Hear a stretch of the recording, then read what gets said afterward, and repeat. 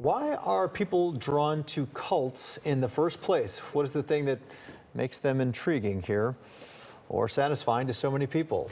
Writer and linguist Amanda Montell takes a look at the social science behind these things. Her book is called Cultish, the Language of Fanaticism.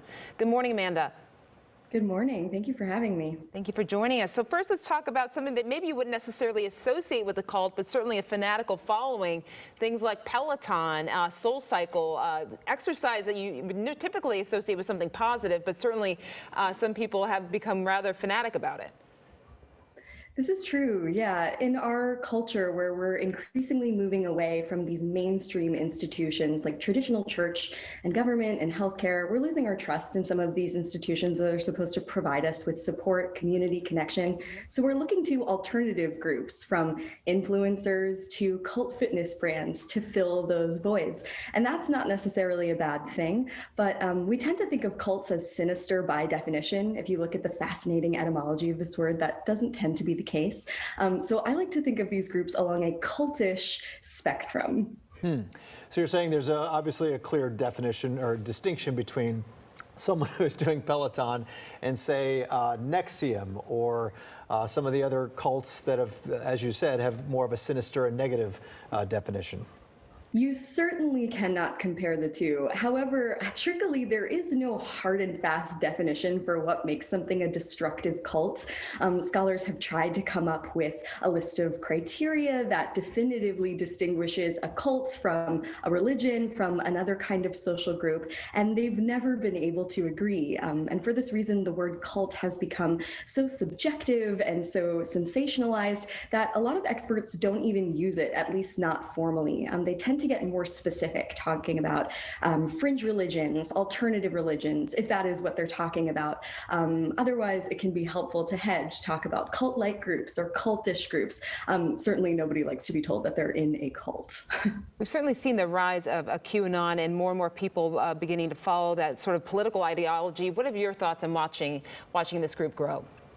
Yeah, I think the pandemic has really heightened the cultishness that already existed in our culture. Again, during times of turbulence, when we increasingly mistrust the institutions that are supposed to provide us with answers and closure and support, especially during a crisis like the COVID pandemic, during all of these social movements, we tend to look to these groups that can provide us with those things, with answers, with closure. And I say this jokingly, but I also mean it sort of seriously. The algorithm is the ultimate cult leader. The algorithm on social media will send us down rabbit holes, encouraging us to believe only more and more extreme versions of what we already do. And that's why you see the formation of so many of these cultish groups online. You know, we think of cults as these groups that exist on, remote compounds somewhere where everybody's dancing around in flower crowns, but they can really form to various degrees on the internet, with language as the ultimate power tool. So tell us more about how you break down these different subjects in your book. Is it each chapter a different subject? Yeah, that's right. So the book is divided into 6 parts, and the first part is dedicated to the language that we use to talk about cults.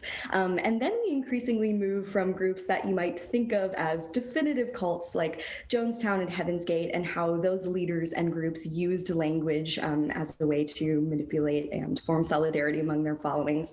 And then moving along to groups like Scientology, and then groups that are somewhere along the cultish spectrum, but that we might not all agree are definitively cults, but very well maybe cultish, including multi-level marketing companies, boutique fitness studios, the CrossFit, the Soul Cycle, the Peloton, the Core Power Yoga, and then moving on to social media groups and gurus, and talking about the specific language techniques that all of these charismatic leaders, from Jim Jones all the way to Jeff Bezos, use in order to do all of the things that a cultish group needs to do in order to gain and maintain power.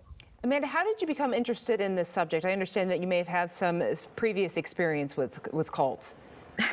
Yeah. Not you yourself, but yeah. Family member. Right.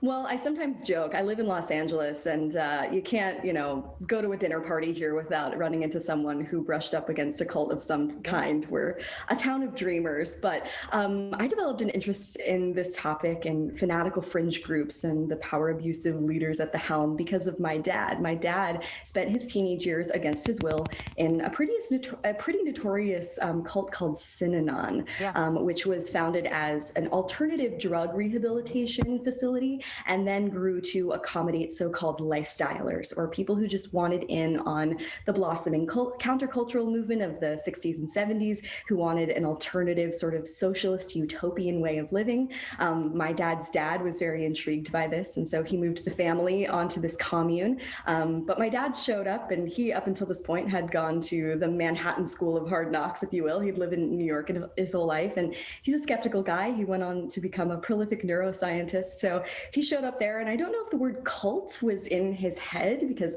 the word cult didn't really enter the mainstream consciousness until the late 60s, early 70s. But he showed up and he saw all the rituals and the bizarre rules and the way that people fanatically worshipped the leader at the top, and he thought there's something strange here. Mm-hmm. So even though he wasn't supposed to go to school on the outside, he did, and I grew up on those stories.